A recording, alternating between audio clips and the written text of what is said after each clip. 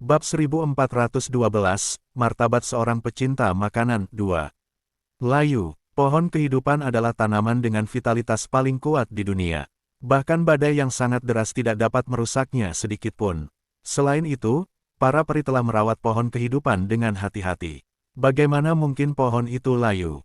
Mungkinkah itu polusi? Shen Yanxiao mengerutkan kening. Tao Ti, apakah kamu tahu ciri-ciri bagian yang layu itu? Tao Ti menggelengkan kepalanya. Di dunianya, hanya ada hal-hal yang bisa dimakan dan yang tidak bisa dimakan. Dia tidak akan memperhatikan hal lain selain makanan lezat dan makanan yang rasanya tidak enak. Jika dia bertanya lagi pada Tao Ti, dia mungkin tidak akan bisa mendapatkan apapun darinya. Karena itu, Shen Yanxiao tidak mencoba bertanya apapun lagi. Setelah itu, Shen Yanxiao menyaksikan Tao Ti terus makan dan makan. Dia ragu bahwa 100.000 inti iblis di cincin antariksanya akan cukup untuk dimakan Tao Ti selama 2 hari. Shen Yanxiao menyandarkan kepalanya dan menatap Tao Ti. Binatang buas yang dikabarkan itu tidak seseram yang diisukan. Pikiran Tao Ti sangat sederhana. Dia hanya ingin makan. Selama dia tidak diganggu, dia tidak akan mengangkat matanya bahkan jika dunia hancur. Alasan mengapa burung vermilion memulai perang dengan Tao Ti adalah karena Tao Ti telah memakan banyak manusia di benua Brilliance selama kurun waktu itu, yang menyebabkan kepanikan di antara manusia. Oleh karena itu, guru Vermilion Bird sebelumnya, leluhur Shen Yanxiao, telah membawa Vermilion Bird untuk menekan Tao Ti. Tidak ada konsep bahwa manusia tidak dapat dimakan dalam benak Tao Ti. Karena tubuhnya terlalu besar dalam wujud binatang, ia akan, tidak sengaja, melahap manusia yang lewat saat ia makan. Oleh karena itu, ia tidak menyadari bahwa ia telah memakan banyak manusia. Akibatnya, saat dikejar oleh burung vermilion, ia merasa tidak bersalah. Ia tidak tahu mengapa burung vermilion ingin berkelahi dengannya dan menyebabkannya tidak bisa makan dengan baik. Siu, bukankah Tao Ti ini terlalu naif? Shen Yanxiao menatap Tao Ti yang putus asa dan bertanya pada Siu. Tao Ti adalah yang paling istimewa di antara 9 putra Dewa Naga. Dia berada dalam 2 kondisi berbeda sebelum dan sesudah dia kenyang. Saat ini, kamu pikir dia idiot karena dia sudah lama lapar. Rasa laparnya mencegahnya untuk memikirkan apapun. Begitu dia kenyang, yang harus kamu hadapi bukanlah si kecil di depanmu, tetapi wujud manusia yang pertama kali kamu lihat. Sebagai dewa, Siu tidak asing dengan Dewa Naga. Dia bisa merasakan sikap santai Shen Yanxiao terhadap Tao Ti, tetapi dia tidak ingin Shen Yanxiao meremehkan ancaman yang ditimbulkannya. 2 negara, apa maksudmu? Alasan utama mengapa Tao Ti makan sepanjang hari adalah perutnya. Jika perutnya tidak merasakan sedikit pun rasa puas, maka semua kekuatan dan kemampuan berpikirnya akan berputar di sekitar makan. Dia tidak bodoh, tetapi dia menggunakan semua kebijaksanaannya untuk mencari makanan. Begitu dia kenyang, maka dia akan menjadi Tao Ti yang sebenarnya. Seperti yang dikatakan burung vermilion, Tao Ti yang sebenarnya dalam bentuk sucinya tidak terkalahkan bahkan terhadap 8 binatang mistis matahari tak pernah terbenam. Mungkin lucu, tetapi memberinya makan itu berbahaya.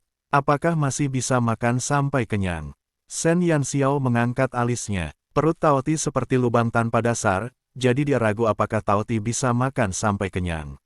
Di satu sisi, Tao Ti makan untuk memuaskan nafsu makannya, dan di sisi lain, ia makan untuk menyerap kekuatan. Di antara semua binatang ajaib, ia adalah satu-satunya yang dapat melahap kekuatan lain untuk digunakannya sendiri, kata Siu ringan. Bab 1413, Martabat Seorang Pecinta Makanan 3. Dalam arti tertentu, Siu dan Tao Ti memiliki kesamaan, yaitu melahap. Siu dapat melahap kekuatan klan iblis untuk menghancurkannya, tetapi Tao Ti dapat menyerapnya sedikit demi sedikit. Dia tidak akan pernah merasa kenyang, tetapi dia bisa membiarkan kekuatannya mencapai puncaknya. Begitu dia mencapai puncaknya, dia akan menerobos belenggu rasa lapar dan melepaskan kekuatan sejatinya. Alasan mengapa dia memiliki aura binatang suci juga karena dia telah menyerap sebagian kekuatan pohon kehidupan. Namun, kekuatan ini hanya cukup bagi sumbernya untuk mencapai tingkat binatang suci. Jika dia ingin berubah menjadi binatang suci yang sebenarnya, dia perlu mengisi lebih banyak energi. Dia adalah binatang ajaib yang membutuhkan pengisian ulang terus-menerus untuk melepaskan kekuatan penghancurnya. Begitu dia menyerap cukup kekuatan, belum lagi binatang suci, dia bahkan bisa berdiri berhadapan dengan binatang ajaib legendaris. Xiu sangat memahami Tao Ti karena dia adalah satu-satunya orang di dunia yang memiliki atribut yang mirip dengannya. Namun, kekuatan Xiu telah mencapai batasnya. Selain dewa-dewa, tidak ada kekuatan lain yang dapat melampauinya. Oleh karena itu, ia tidak dapat menyerap kekuatan yang melahap itu. Namun, Tao Ti tidak dapat memuaskan rasa laparnya. Selain itu, kekuatan yang diserapnya akan terkuras dengan cepat setelah satu kejadian. Itu setara dengan senjata pamungkas yang memerlukan pengisian ulang daya secara terus-menerus. Sangat kuat, kamu bilang dia belum berubah menjadi binatang suci. Mungkinkah kekuatan pohon kehidupan tidak cukup baginya untuk melepaskan kekuatan binatang suci? Shen Yanxiao melirik Tao Ti yang membenamkan kepalanya di makanannya. Sulit membayangkan bahwa si kecil pecinta makanan ini memiliki potensi untuk melawan binatang ajaib legendaris. Jika Tao Ti terus melahap lebih banyak kekuatan setelah dia menelan sebagian pohon kehidupan, maka dia bisa mencapai level binatang suci. Namun, kamu juga mendengar darinya bahwa dia dipenjara oleh para elf setelah dia melahap pohon kehidupan. Saat itu, dia belum sepenuhnya menyerap kekuatan pohon kehidupan. Setelah dia menyerapnya, dia ditekan. Dan dalam 100 tahun terakhir ini, dia tidak makan lagi, yang menyebabkan pertumbuhannya mengalami hambatan. Selain itu, energi yang dia simpan dalam 100 tahun terakhir telah terkuras. Saat ini, dia paling banyak bisa melepaskan kekuatan binatang mistis di puncaknya. Jika dia ingin mencapai level binatang suci sejati, dia akan membutuhkan waktu untuk mengumpulkannya. Xiu dengan sabar menjelaskan semuanya kepada Shen Yanxiao. Dimengerti, aku sudah memikirkan sebuah pertanyaan. Sebelumnya, kita menduga bahwa sumber pencemaran itu adalah pohon kehidupan. Kalau begitu, apakah layunya pohon kehidupan juga disebabkan oleh pencemaran? Raja Peri ingin Tao Ti melahap bagian yang layu itu. Mungkinkah dia sudah tahu tentang masalah pohon kehidupan dan ingin menggunakan karakteristik Tao Ti untuk menghilangkan pencemaran itu? Kalau begitu, maka ada penjelasan yang masuk akal mengapa para peri menjebak Tao Ti di sini. Itu mungkin. Xiu setuju dengan dugaan Shen Yanxiao. Apakah para elf menganggap Tao Ti sebagai penyelamat mereka? Namun, tampaknya mereka menggunakan cara yang salah. Saat ini, saya rasa Tao Ti tidak akan membantu para elf yang telah membuatnya kelaparan selama lebih dari 100 tahun. Shen Yanxiao menopang dagunya. Pikiran Tao Ti sederhana. Jika para elf menggunakan makanan sebagai umpan dan berbicara baik-baik dengannya, mungkin masih ada harapan. Namun, mereka telah membuat Tao Ti kelaparan selama lebih dari 100 tahun. Dengan nafsu makannya, dia mungkin tidak akan membantu bahkan jika mereka memukulinya sampai mati. Shen Yanxiao berpikir keras. Keluarga ibunya adalah elf dan jika memungkinkan, dia tidak ingin para elf menghadapi kehancuran. Bab 1414, Kota Peri, 1. Shen Yanxiao hanya perlu berjaga di ruang bawah tanah sampai malam. Ketika Tao Ti mengetahui bahwa Shen Yanxiao akan pergi, dia sangat sedih hingga lupa makan. Dia menatap pemberi makannya dengan air mata di matanya. Ekspresinya dipenuhi dengan keputusasaan seolah-olah dia akan berpisah dengan orang tua kandungnya. Tatapan itu membuat hati Shen Yanxiao sakit. Aku akan kembali besok pagi. Jangan biarkan peri lain mengetahui hubungan kita. Aku akan membawakanmu makanan besok. Shen Yanxiao menepuk kepala Tao Ti. Ketika mendengar Shen Yanxiao akan datang lagi besok dan membawakannya makanan, air mata Tao Ti akhirnya berubah menjadi senyuman. Ia mengulurkan tangan putihnya yang lembut dan malu-malu menarik ujung baju Shen Yanxiao. Kalau begitu kau harus datang besok. Jangan bohongi aku. Shen Yanxiao mengangguk sambil tersenyum dan meninggalkan ruang bawah tanah. Tao Ti dengan cepat menghabiskan beberapa inti iblis terakhir dan perlahan berubah menjadi bentuk binatang buasnya. Anak laki-laki kecil yang lembut itu segera digantikan oleh binatang buas itu, tetapi sepasang mata merahnya masih menatap Shen Yanxiao dengan imut. Anran muncul di pintu masuk penjara bawah tanah tepat waktu. Dia menatap Shen Yanxiao dengan ekspresi waspada dan mengamatinya. Setelah memastikan bahwa Shen Yanxiao tidak terluka, dia akhirnya merasa tenang. Apakah Tao Ti masih stabil? Tanya Anran. Shen Yanxiao tersenyum dan berkata, ini sangat stabil. Saya tidak berpikir akan menjadi liar sepanjang hari, tenang saja. Dengan memberinya makan, Tao Ti mungkin akan patut tinggal di ruang bawah tanah untuk waktu yang lama tanpa menimbulkan masalah. Namun, Shen Yanxiao masih harus tinggal di kota Monsin selama beberapa bulan. Persediaan yang dimilikinya di cincin interspatialnya mungkin tidak cukup untuk memuaskan si rakus, Taoti. Jadi, ia masih harus memikirkan cara untuk mendapatkan lebih banyak makanan yang bisa dimakan. Baiklah, kembalilah dan istirahatlah, dan serahkan ini padaku, kata Anran sambil tersenyum. Sen Yanxiao mengangguk dan berbalik menatap Taoti yang tak bergerak sebelum dia meninggalkan ruang bawah tanah. Saat Sen Yanxiao pergi, Taoti menghela napas berat. Gelombang kejut yang disebabkan oleh desahan binatang buas itu menyentuh pakaian Anran. Anran dengan gugup menatap binatang buas yang terkurung di dalam kandang, takut binatang itu akan tiba-tiba meledak. Namun, setelah mendesah, Taoti tidak bergerak lagi. Dia bahkan tidak repot-repot melihat Anran saat dia meletakkan kepalanya yang besar di kedua cakar depannya sambil menutup matanya untuk tidur. Dia baru saja memakan sesuatu, dan dia harus menghemat tenaganya. Dia tidak ingin membuang-buang tenaganya untuk melihat peri jelek itu. Sen Yanxiao meninggalkan ruang bawah tanah dan kembali ke kamarnya. Dia segera mandi dan berganti pakaian bersih. Saat malam tiba adalah saat favorit pencuri. Sen Yanxiao memanfaatkan malam itu dan berjalan-jalan di sekitar kota Monsin. Tidak ada toko di kota Monsin, juga tidak ada peri biasa. Setiap peri di sini melayani pohon kehidupan, dan kota Monsin yang besar tampak sangat tenang di bawah sinar bulan. Sen Yanxiao tidak langsung mencari Duan Sue, tetapi berjalan menuju kediaman Mo Yu. Mo Yu telah bekerja keras seharian penuh. Tepat saat dia hendak berbaring dan beristirahat, dia menyambut Sen Yanxiao, pelanggan kecil ini. Saat melihat Sen Yanxiao, Mo Yu langsung berdiri sambil tersenyum dan bersemangat menarik kursi untuk diduduki Sen Yanxiao. Bagaimana perasaanmu setelah tinggal bersama Taoti selama sehari? Mo Yu sangat penasaran dengan pikiran Sen Yanxiao saat ini. Bab 1415, Skandal 1. Semua orang tahu bahwa Taoti adalah penjahat perang di kota Cahaya Bulan. Kecuali Raja Peri dan Fen Chu, tidak ada peri lain yang bisa menghadapinya tanpa mengedipkan mata. Tidak buruk, kata Sen Yanxiao sambil duduk. Kamu dan Anran cukup tidak beruntung karena harus menghadapi situasi di mana Taoti mengamuk pada hari pertama kalian di sini. Aku tidak menyangka Panglima tertinggi akan menugaskan kalian berdua untuk menjaga Taoti.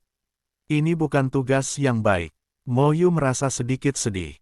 Awalnya dia bermaksud untuk melatih Sen Yanxiao menjadi wakil kaptennya, tetapi siapa yang tahu bahwa Panglima tertinggi akan merebutnya.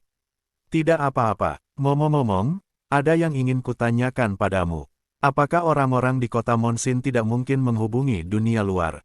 Dan bisakah kau membawa sesuatu dari kota lain? Sen Yanxiao bermaksud mencari cara untuk memuaskan selera Taoti. Kalau tidak, akan buruk jika si pencinta makanan ini membuat masalah lagi.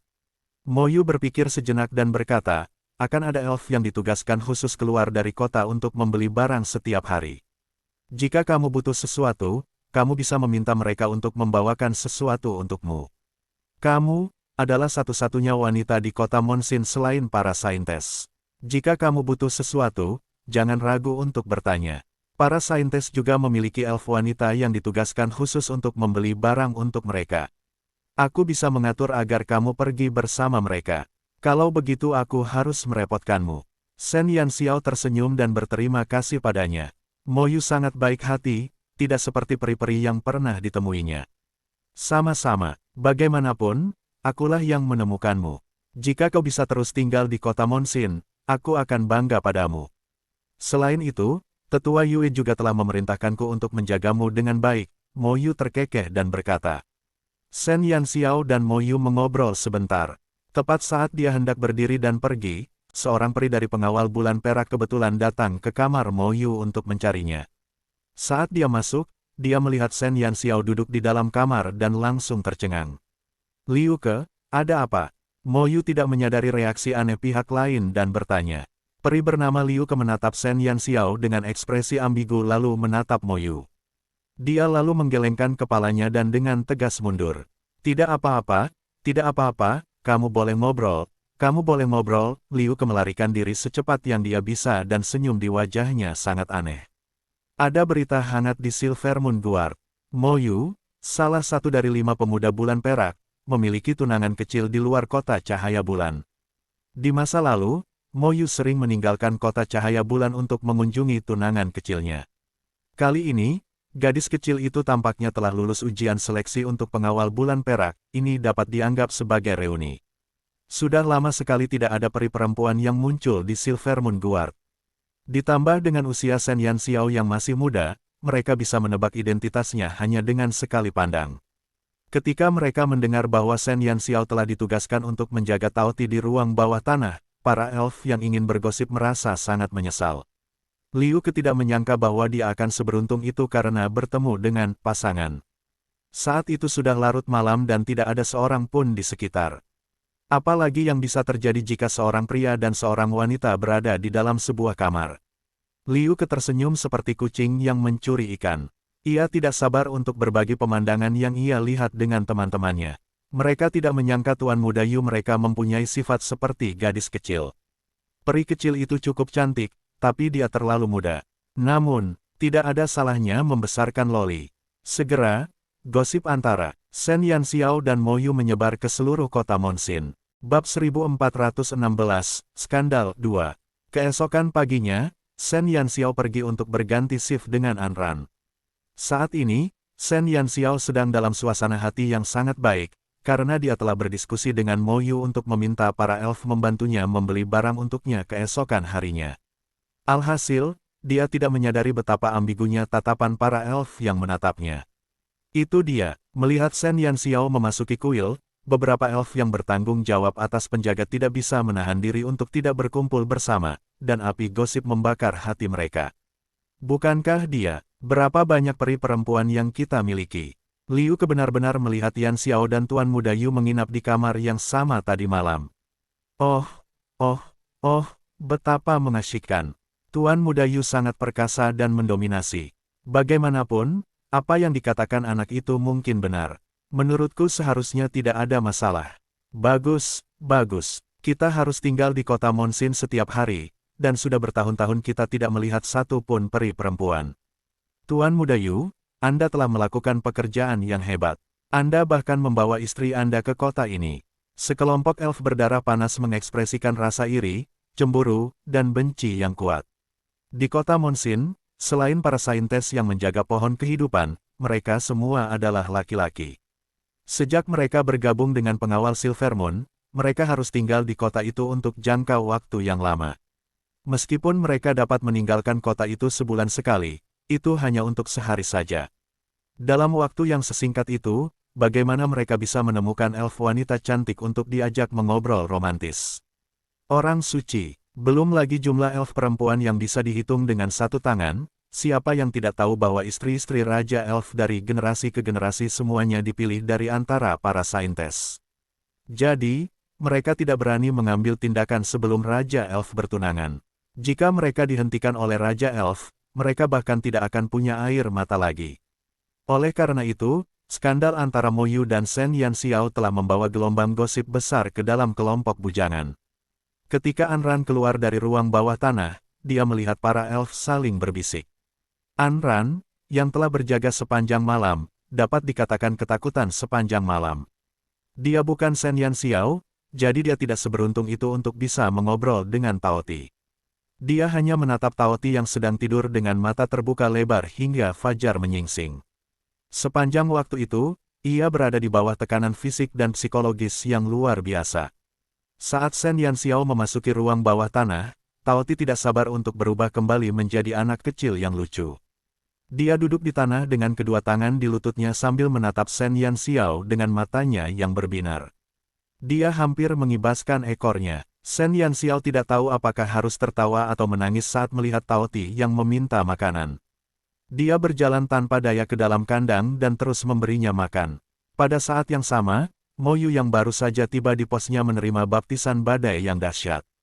Bawahannya, yang biasanya berperilaku baik, semua mengerumuninya seolah-olah mereka disuntik dengan darah ayam, memaksanya untuk menjelaskan situasi antara dirinya dan Shen Yanxiao. Bahkan ada yang lebih biadab yang langsung bertanya kepada Mo Yu kapan dia berniat menikahi Shen Yanxiao. Mo Yu tercengang. Apa yang kau bicarakan? Aku dan Yanxiao. Berhenti bercanda. Itu adikku. Apa kau bisa memikirkan rumor yang lebih baik untuk disebarkan?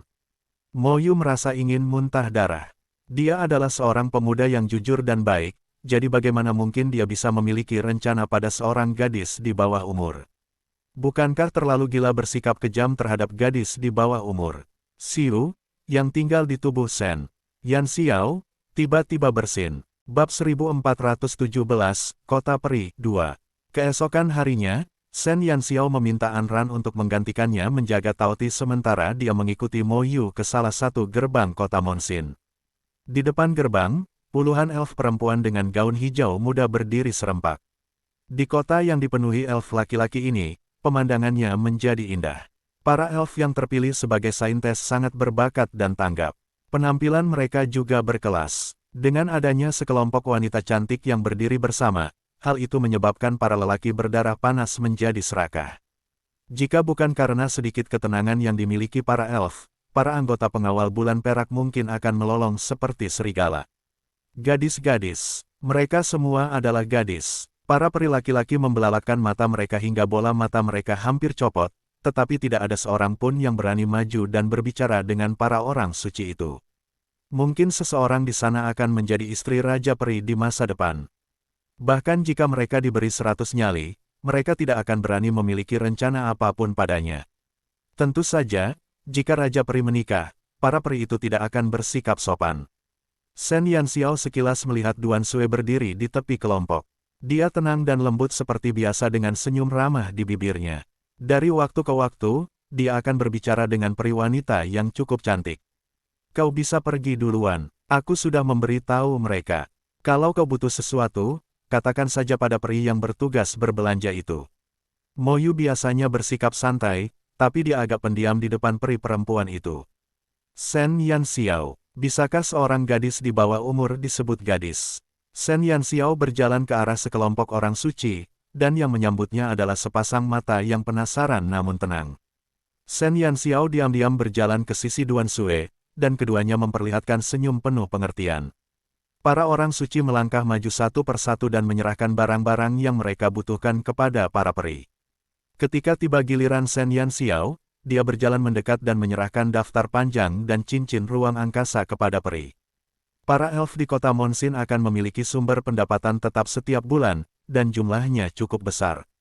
Mereka biasanya harus membayar apapun yang perlu mereka bawa. Shen Yanxiao memberinya cincin interspatial, dan peri itu bingung karenanya. Saya butuh banyak barang. Itu tertulis di daftar. Uangnya ada di cincin interspatial. Anda bisa menaruhnya di cincin interspatial setelah membelinya, jelas Shen Yanxiao. Peri itu mengangguk. Dia penasaran tentang berapa banyak barang yang dibutuhkan peri kecil itu.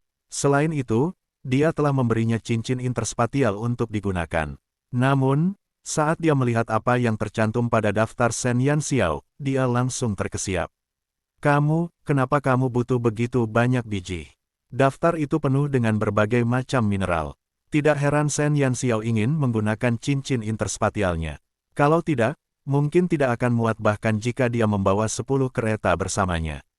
Shen Yanxiao tersenyum dan berkata, saya suka menempa, tetapi saya tidak menyiapkan biji apapun sebelum saya datang ke sini. Jadi saya harus merepotkan saudari ini untuk membantu saya.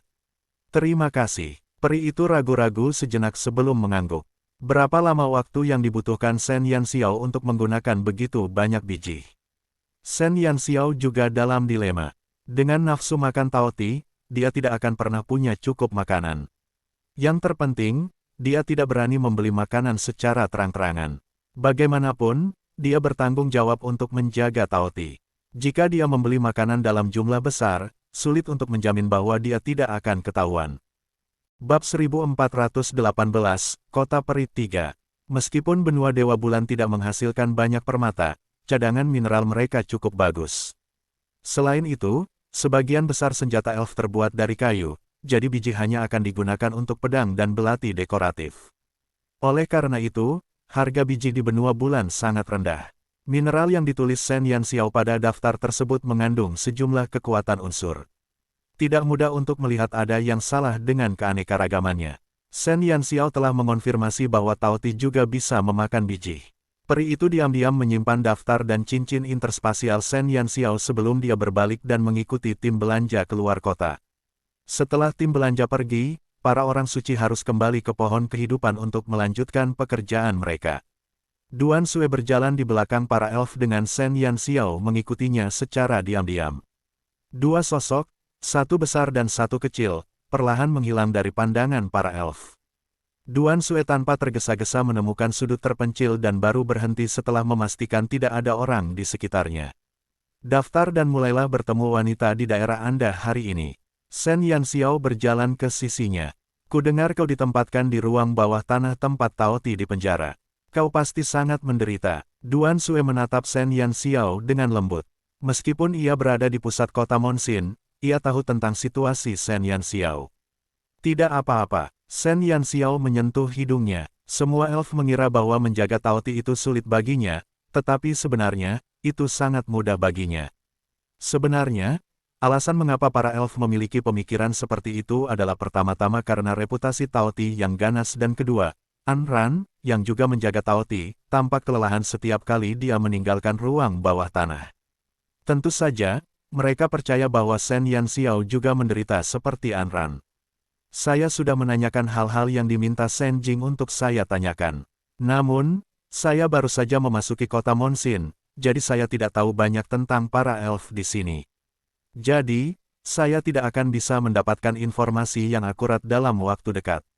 Jangan cemas. Wajah Duan Sue menunjukkan sedikit permintaan maaf. Tidak apa-apa, aku harus berterima kasih padamu untuk ini. Shen Yanxiao tersenyum dan berkata. Meskipun aku tidak yakin sekarang, aku punya beberapa informasi. Tadi malam ketika Raja Peri berada di bawah pohon kehidupan, aku melihat seorang wanita berdiri di sampingnya dari jauh. Penampilan wanita itu 70 hingga 80% mirip dengan Wen Ya. Karena aku hanya melihat penampilannya, aku tidak terlalu yakin. Selain itu, dia cukup jauh dariku. Duan Sue menatap Shen Yanxiao dengan sedikit keraguan. Jantung Shen Yanxiao berdebar kencang. Wen Ya bersama Raja Peri. Meskipun Duan Sue tidak yakin, Shen Yanxiao secara praktis dapat memastikan bahwa wanita manusia yang Duan Sue lihat adalah Wen Ya. Kalau tidak, mengapa dia terlihat sangat mirip dengan Wen Ya? Terlebih lagi, kota Monsin adalah kota terpenting bagi para elf. Jadi mustahil bagi manusia untuk masuk dengan mudah. Selain Wen Ya, Shen Yanxiao tidak dapat memikirkan kemungkinan lain. Namun, bukankah Wen Ya dan Shen Yu di penjara di kota Monsin? Kalau begitu, mengapa Wen Ya bersama Raja Peri? Apa hubungan antara wanita itu dan Raja Peri? Shen Yanxiao bertanya secara rinci. Duan Sue berkata, mereka kadang-kadang mengobrol satu sama lain, dan tampaknya hubungan mereka sangat harmonis. Raja Peri juga sangat sopan padanya. Dia tidak menunjukkan rasa tidak hormat. Shen Yanxiao menghela napas lega, tetapi masih banyak pertanyaan yang mengganjal dalam benaknya. Mengapa Wen Ya bersama Raja Peri? Kemana ayahnya? Shen Yu pergi. Bab 1419, Rencana Shen Yanxiao 1. Shen Yanxiao berharap dia bisa menyelinap ke pohon kehidupan sesegera mungkin sehingga dia bisa menghubungi Wen Ya. Namun, dia mengetahui dari Duan Sue bahwa lingkungan sekitar pohon kehidupan dijaga ketat. Panglima tertinggi pengawal bulan perak, Fen Chu, ditempatkan di dekat pohon kehidupan sepanjang hari. Jika dia ingin menyelinap masuk, Shen Yanxiao hanya bisa meminta bantuan Duan Sue untuk mencari tahu semua pengaturan di sekitar pohon kehidupan. Setelah Duan Sue dan Shen Yanxiao bertukar informasi, mereka pergi. Shen Yanxiao kembali ke ruang bawah tanah dan terus menjaga Tao Ti. Meskipun dia memiliki banyak pertanyaan, dia tidak terlalu cemas. Hal-hal ini hanya memerlukan lebih banyak waktu. Shen Yanxiao memutuskan untuk mengawasi Tao Ti, karena dia tidak punya hal lain untuk dilakukan. Di satu sisi, dia akan melatih sumber kehidupannya, sementara di sisi lain, dia akan berlatih sihir di ruang bawah tanah. Siang hari, Shen Yanxiao akan duduk di ruang bawah tanah dan berlatih sihir. Sementara Tao Ti makan, ia akan melihat Shen Yanxiao melambaikan kuasnya. Dari waktu ke waktu, ia akan memiringkan kepalanya dan melihat potongan-potongan kertas Shen Yanxiao yang berserakan di tanah. Sebagai seorang pecinta kuliner, Tao Ti tanpa sadar menjulurkan cakarnya dan mengambil selembar kertas yang bertuliskan mantra ajaib sebelum melemparkannya ke dalam mulutnya. Wah, Shen Yanxiao yang tengah terbuai dalam pesonanya, tiba-tiba mendengar erangan teredam Tao Ti. Dia segera mendongak dan melihat wajah Tao Ti yang keriput. Si idiot ini memakan kata-kata ajaib yang kamu tulis. Vermilion Bird berdiri di satu sisi dan menyilangkan lengannya sambil mendengus pada Tao Ti yang sangat bodoh. Tao Ti, Shen Yanxiao menatap wajahnya yang keriput dan bertanya dengan khawatir.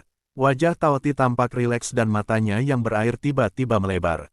Enak sekali. Tao Ti menunjuk kertas di tangan Shen Yanxiao dengan penuh semangat. Apa? Shen Yanxiao terdiam. Bukankah dia terlalu putus asa untuk saat ini? Ia melompat-lompat di mulutku. Enak sekali. Apakah kamu masih menginginkan apa yang kamu tulis? Jika tidak, bolehkah aku memakannya? Tao Ti dengan malu-malu menatap Shen Yanxiao dan bertanya. Ini adalah kata-kata ajaib, mirip dengan mantra yang mengikatmu. Apa kau yakin bisa memakannya? Shen Yanxiao menatap Tao Ti dengan ragu. Tao Ti mengangguk. Kata-kata ajaib itu belum digabungkan menjadi mantra, jadi tidak berbahaya. Aku bisa memakannya. Dasar bodoh. Vermilion Bird mendengus. Shen Yanxiao tidak terlalu memikirkannya. Dia berdiri dan meletakkan tumpukan kata-kata ajaib yang ditulisnya di depan Tao Ti. Semua itu adalah hasil latihannya, jadi tidak ada gunanya baginya. Ia bertanya-tanya di mana harus membuangnya, tetapi sekarang, Tao Ti telah berubah menjadi penghancur kertas, jadi sekarang bahkan kertas bekasnya pun punya tempat untuk dibuang. Melihat Tao Ti yang puas, sebuah pikiran muncul di benaknya. Siu, menurutmu, apakah aku bisa membawa Tao Ti keluar dari sini? Shen Yanxiao menyipitkan matanya. Dia masih punya waktu beberapa bulan di benua Dewa Bulan. Setelah dia pergi, dia yakin tidak akan ada peri yang akan terus memberi makan Tao Ti. Bukankah si kecil yang rakus dan bodoh itu akan kelaparan lagi?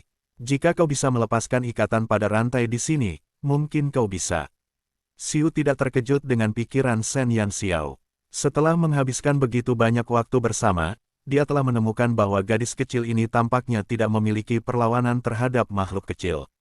Shen Yanxiao merenung sambil menatap Tao Ti.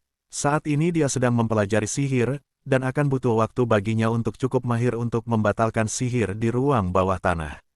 Oleh karena itu jelas bukan hal yang mustahil. Bab 1420, Rencana Shen Yanxiao, 2. Jika kau benar-benar ingin membawanya pergi, maka kau harus mencarikannya seorang tuan. Tao Ti adalah binatang buas yang tidak terorganisir. Jadi jika kau membawanya kembali ke benua cemerlang sekarang, dengan kepribadiannya saat ini, ia akan segera menjadi sasaran manusia. Tao Ti tidak akan peduli dengan reaksi manusia-manusia itu, dan cepat atau lambat, ia akan menyebabkan bencana.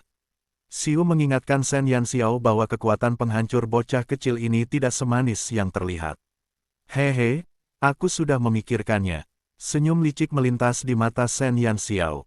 Bukankah binatang ajaib Xiao Feng selalu hilang? Menurutku Tao Ti sudah tepat. Awalnya dia bermaksud mencari binatang ajaib tingkat mistis untuk klan Fengli, akan lebih baik lagi jika dia bisa membawa pulang binatang suci. Aku tidak tahu bagaimana caranya meyakinkan Tao Ti untuk mengakuinya sebagai tuannya.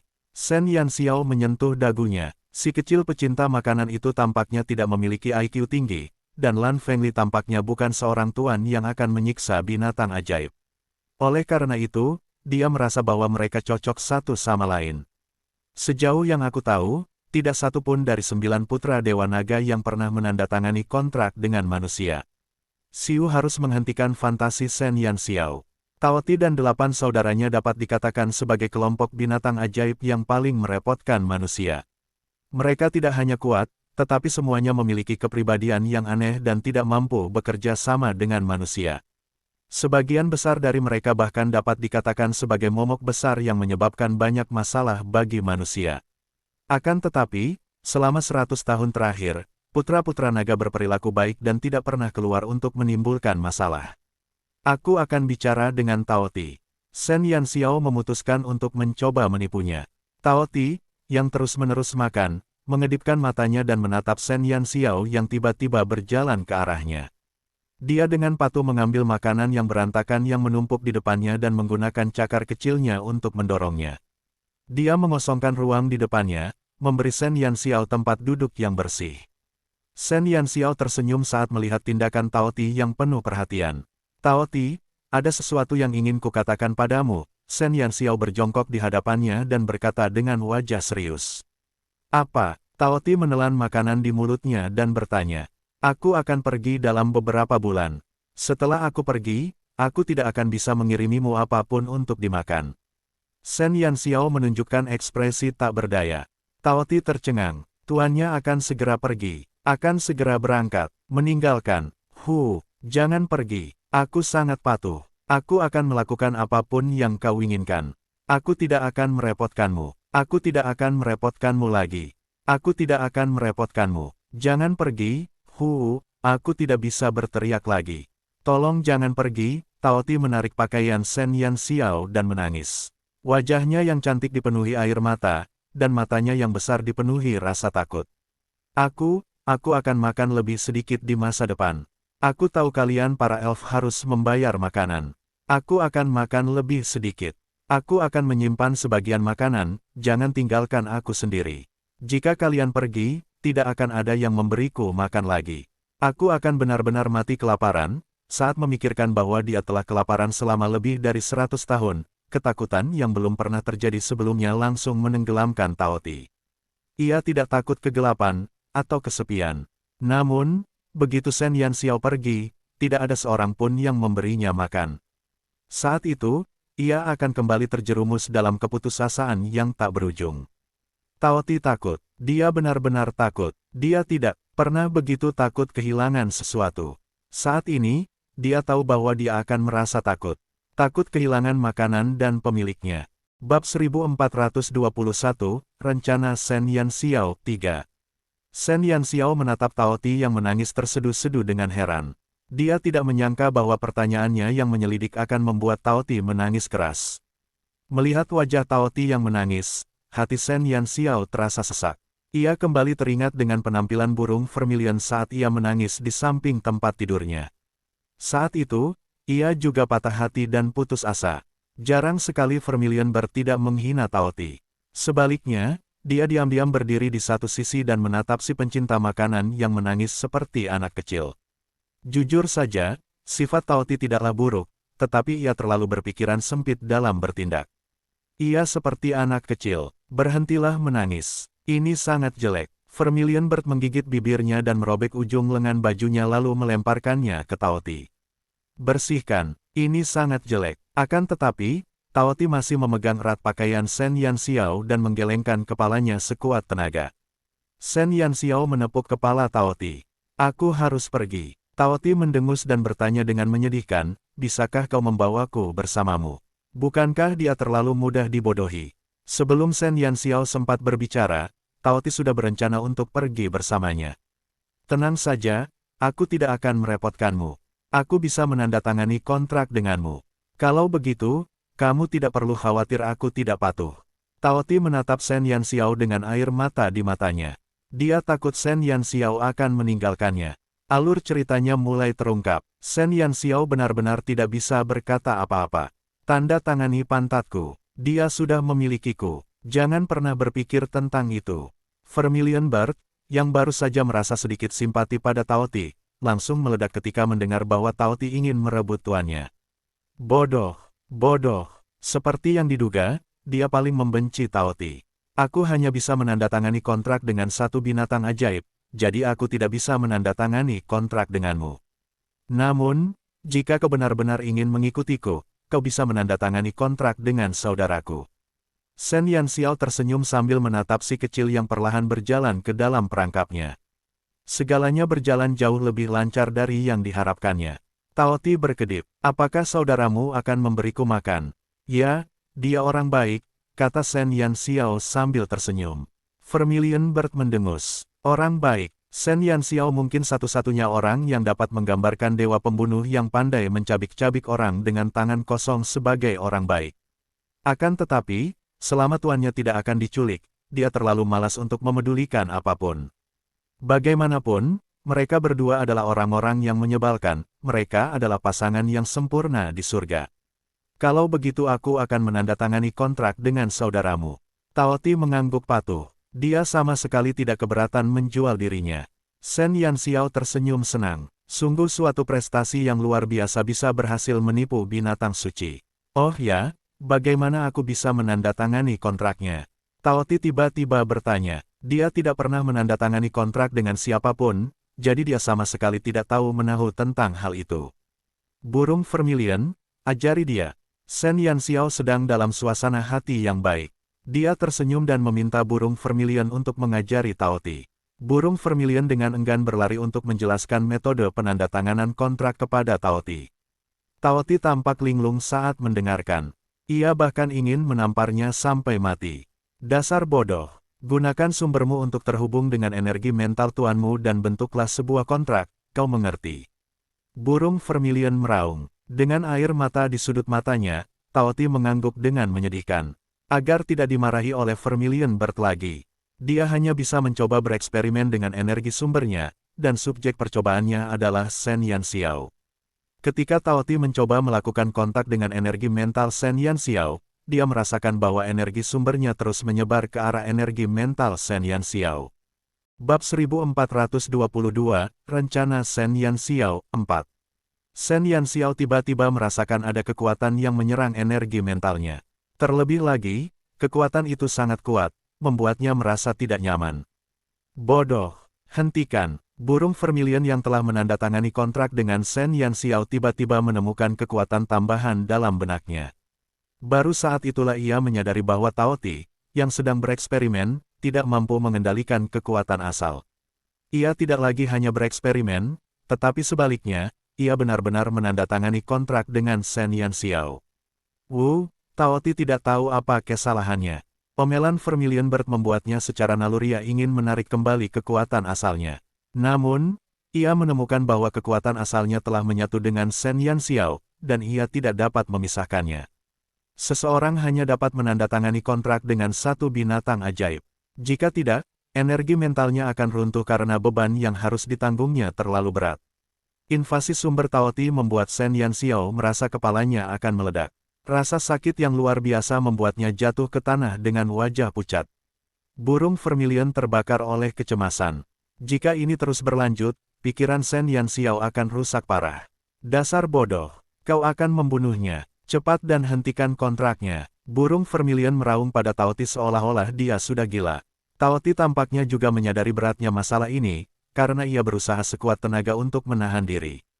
Namun, ia tidak terbiasa dengan proses penandatanganan kontrak, jadi meskipun ia ingin, ia tidak bisa berhenti. Shen Yanxiao berkeringat dingin. Vermilion Bird hampir menjadi gila. Tepat pada saat itu, Xiu tiba-tiba keluar dari tubuh Shen Yanxiao dan memadatkan tubuhnya di dalam penjara bawah tanah. Xiu menarik Shen Yanxiao ke dalam pelukannya dan dengan lembut menutupi dahinya dengan telapak tangannya yang ramping. Saat ini, Taoti tidak bisa menghentikan kontrak dan hanya bisa menyelesaikannya sepenuhnya. Jejak keseriusan muncul di wajah Xiu yang acuh tak acuh. Tidak seorang pun menduga bahwa usaha Taoti akan menimbulkan masalah yang begitu besar.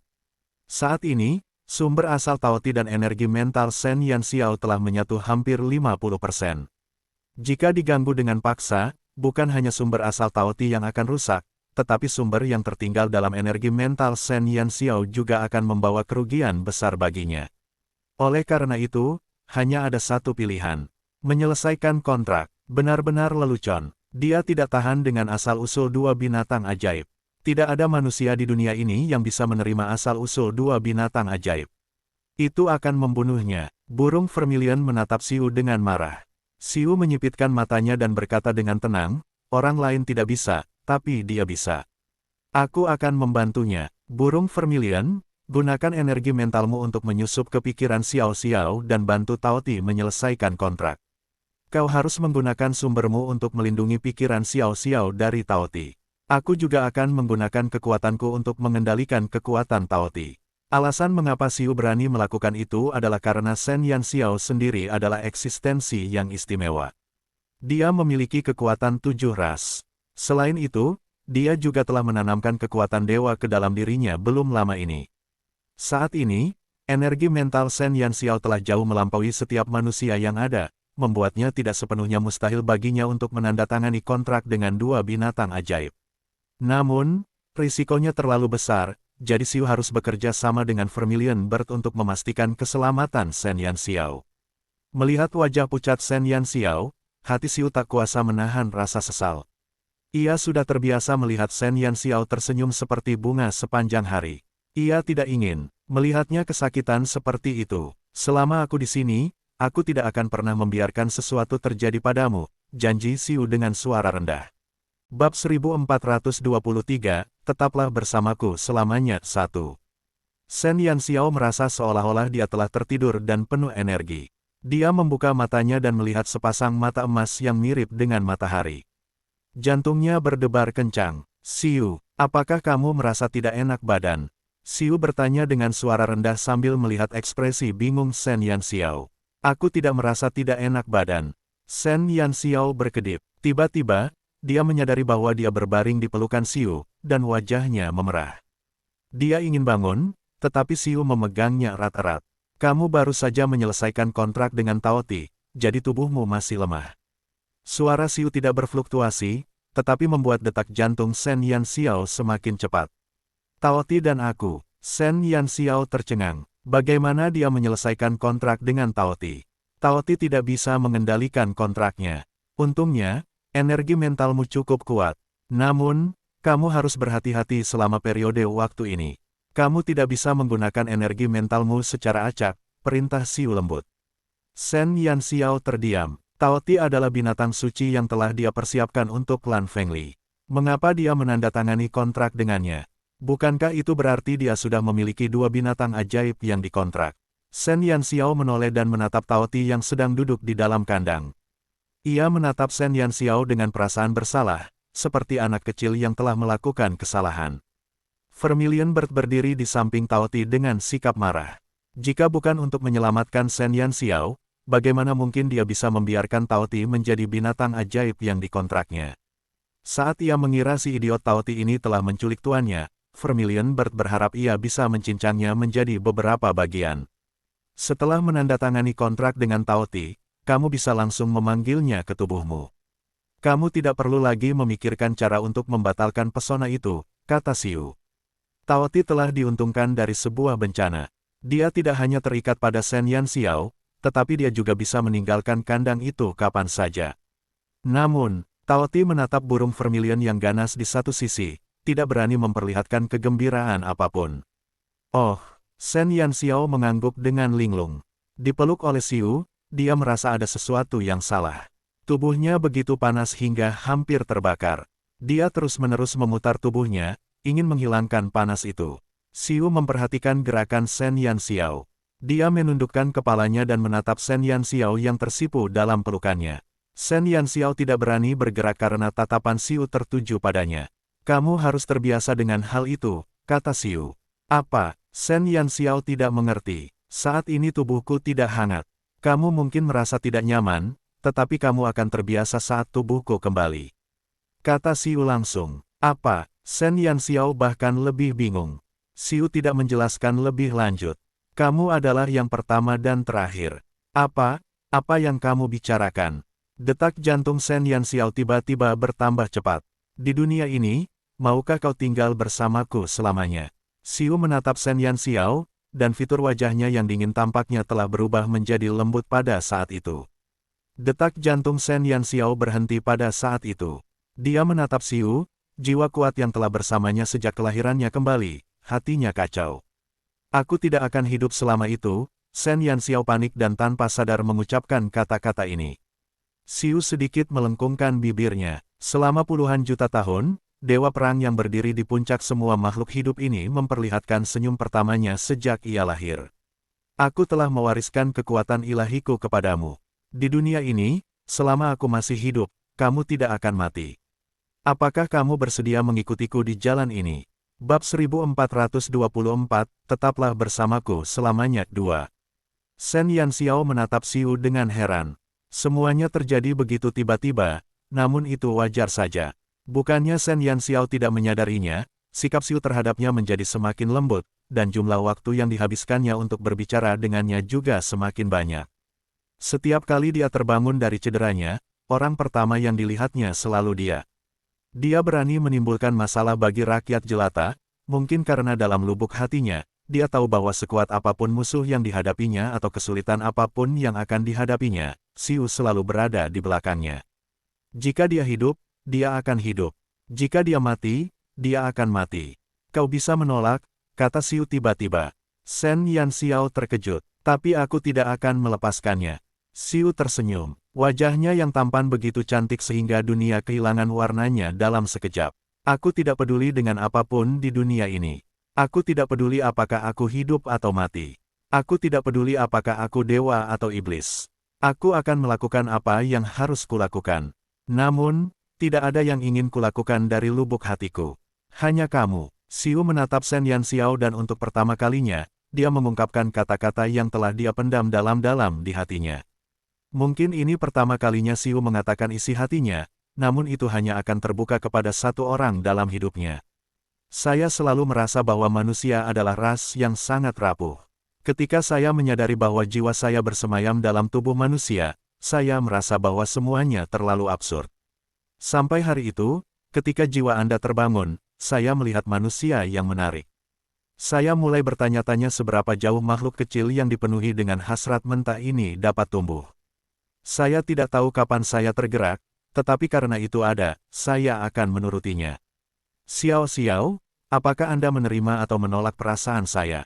Xiu menatap Shen Yanxiao dan menunggu jawabannya. Mungkin kata-katanya terlalu tiba-tiba, tetapi dia tidak ingin menunggu lebih lama lagi. Setelah melihat wajah pucat pasi Shen Yanxiao 2 kali berturut-turut, Xiu merasa hatinya seperti ditusuk pedang tajam. Ia tidak ingin merasakan hal itu lagi. Dia tidak peduli dengan apapun di dunia ini. Bahkan kematian ras dewa tidak menyentuh sarafnya sedikitpun. Namun, ketika dia melihat wajah pucat Shen Yanxiao, dia merasakan ketakutan untuk pertama kalinya. Shen Yanxiao adalah satu-satunya orang yang tidak ingin dia kehilangan. Saat Shen Yanxiao mendengarkan penjelasan Xiu, jantungnya terasa seakan-akan melompat keluar dari dadanya pada detik berikutnya. Xiu, mengaku padanya. Shen Yanxiao merasa jantungnya hampir meledak. Pikirannya kosong, dan dia sangat terkejut hingga tidak dapat berbicara. Terima atau tolak, Shen Yanxiao secara tidak sadar ingin memilih yang terakhir. Namun, dia benar-benar bisa, bersama Xiu. Shen Yanxiao adalah orang bodoh dalam hal hubungan. Dia tidak memiliki pengalaman dalam hubungan di kehidupan sebelumnya, dan dia sibuk meningkatkan kemampuannya di kehidupan ini. Dia tidak pernah memikirkan hubungan romantis. Namun, dia tidak membenci Xiu. Bahkan, dia tidak memiliki perasaan negatif terhadap kata-kata Xiu, dan tampaknya ada sedikit kegembiraan. Xiu terlalu kuat untuk Shen Yanxiao. Dia tidak pernah menyangka bahwa dia dan Xiu akan berakhir bersama. Di mata Shen Yanxiao, Xiu adalah sosok yang maha kuasa. Tampaknya tidak ada apapun di dunia ini yang dapat membuatnya terhenti.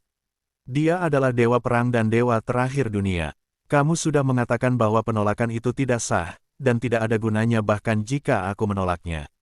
Shen Yanxiao bergumam pelan dengan wajah memerah. Namun, keluhannya dipenuhi dengan kegembiraan yang tak terselubung.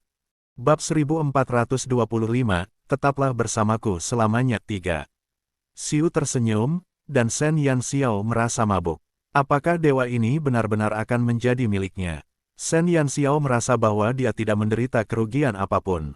Sebaliknya, dia merasa seolah-olah dia telah mendapatkan hasil terbaik dari transaksi tersebut. Dia berani menjamin bahwa tidak ada pria di dunia ini yang dapat dibandingkan dengan Xiu dalam penampilan. Tampan, berkuasa, apakah dia mencoba untuk mendapatkan jackpot? Kamu tidak boleh tertawa. Shen Yanxiao mengumpulkan keberaniannya dan menatap wajah Xiu yang tersenyum. Xiu mengangkat alisnya. Jika kau terus tertawa, aku tidak akan bisa bernapas. Suara Shen Yanxiao melemah. Bukan karena perlawanannya lemah, tetapi senyum lawannya terlalu mematikan. Baiklah, Xiu menahan senyumnya dan tiba-tiba menjadi sangat mudah diajak bicara. Begitu mudah untuk diajak bicara. Shen Yanxiao merasa tidak berdaya. Dia menggertakkan giginya dan mengulurkan tangannya. Ujung jarinya gemetar saat dia membelai wajah tampan Xiu. Aku tidak tahu apakah aku menyukaimu. Aku tidak pernah berhubungan dengan cinta, tetapi aku tidak akan menolak pendekatanmu.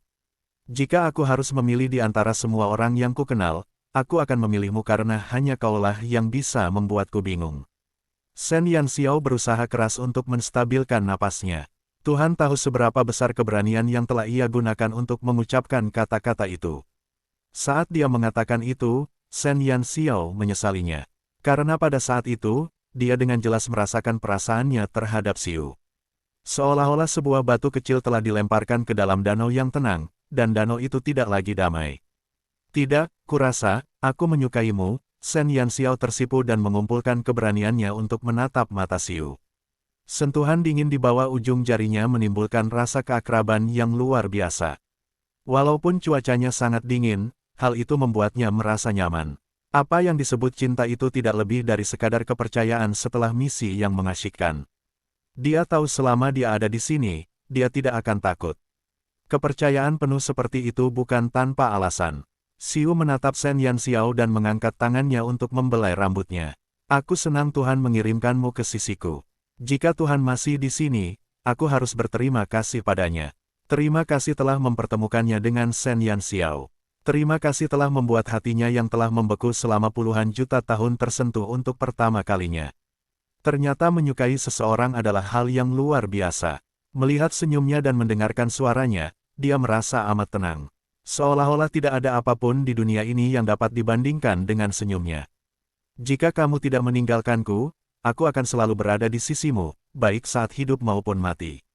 Setelah berkata demikian, Xiu menundukkan kepalanya dan dengan lembut mengecup bibir Shen Yanxiao. Dengan ciuman, tidak ada seorang pun di dunia ini yang bisa menyakitinya mulai sekarang. Sepasang untuk seumur hidup, dia akan menemaninya selama sisa hidupnya dan menyaksikan awan bergulir lewat. Jika kau berani mengingkari janjimu, aku akan mengejarmu sampai ke ujung dunia.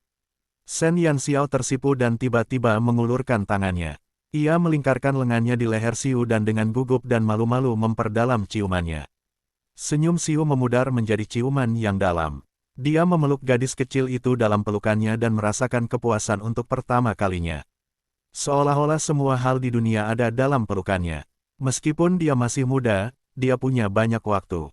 Dia akan melihatnya tumbuh dewasa secara pribadi hingga dia bisa menjadi istrinya. Dia akan menggunakan pernikahan paling sakral umat dewa untuk menikahinya dan menjalin kontrak abadi dengannya di kuil terakhir umat. Dewa, Xiao Xiao, aku akan menunggumu sampai dewasa. Bab 1426, tetaplah bersamaku selamanya 4. Saat ciuman itu berakhir, wajah Shen Yanxiao memerah. Namun, dia tidak menghindar. Sebaliknya, dia memeluk leher Xiu. Tunggu aku selama 3 tahun. Aku akan menikahimu saat aku dewasa. Shen Yanxiao ingin mengatakan bahwa dia ingin mengikat Xiu padanya sebagai suaminya. Namun, dia sekarang baru berusia 14,5 tahun. Dia baru akan berusia 15 tahun dalam beberapa bulan. Meskipun pernikahan antara usia 15 hingga 16 tahun adalah hal yang umum di dunia ini, Shen Yanxiao dengan keras kepala percaya bahwa hanya mencapai usia dewasa pada usia 18 tahun dia bisa. Ya, dia jahat. Tentu, Xiu menempelkan dahinya ke dahi Shen Yanxiao dan dengan lembut menyetujui. Dengan keabadian yang terbentang di hadapannya, dia tidak takut untuk menunggu. Tidak perlu menyebutkan 3 tahun. Bahkan meski itu 30 tahun atau 300 tahun, dia akan tetap menunggu. Jika kamu ingin memanjakanku di masa depan, jangan membentakku. Shen Yanxiao sudah mulai merencanakan masa depan. Tentu saja, Xiu setuju tanpa ragu-ragu. Kau harus membawaku ke wilayahmu. Aku akan menjadi nyonya di sana. Tentu, tahukah kamu bagaimana manusia mengaku?